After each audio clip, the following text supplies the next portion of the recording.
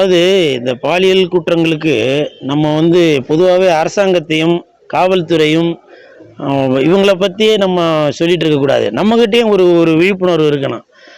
ஏன்னா ஆம், எல்லா இடத்துலையுமே இப்போ இப்போ நான் இருக்கேனாக்க என் பின்னாடியே எப்போ 2 போலீஸ் சுற்றிட்டு இருக்க முடியாது. இப்போ இன்னொரு ஒரு தங்கை ஒரு ஒரு இப்போ ஒரு காலேஜுக்கு போகிறாங்கனாக்கா அவங்க பின்னாடியே 2 போலீஸ் எல்லாம் சுற்றிட்டு இருக்க முடியாது.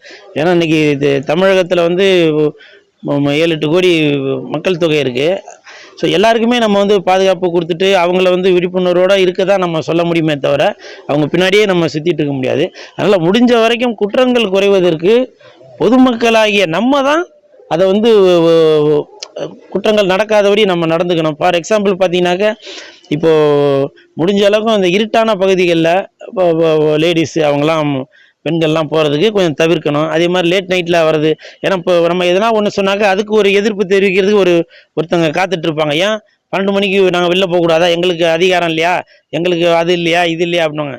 சில குற்றங்கள் தவிர்க்கப்பட வேண்டும் அப்படின்னாக்கா நம்மளே தான் சில விஷயங்கள் அதை தவிர்க்கப்படுறதுக்கான இது பண்ணிக்கணும். இப்போ நம்ம வேணுமே நான் அந்த மண்ணு நான் இந்த மண்ணு அப்படின்னு சொல்லிட்டு நீங்கள் நகையெல்லாம் அள்ளி போட்டுட்டு நீங்கள் ரோட்டில் போனீங்கன்னாக்கா சும்மா இருக்கிறவங்க கண்ணே உங்களுக்கு உறுத்தம்.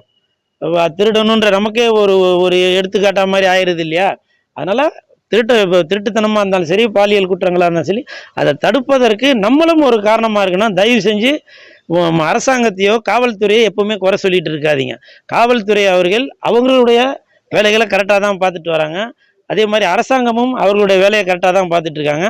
தவறு நடக்காமல் இருப்பதற்கு நம்மளும் ஒரு ஒரு ஒரு விழிப்புணர்வோட இருக்கணும் அப்படின்னு சொல்றதுதான் என்னுடைய கருத்து.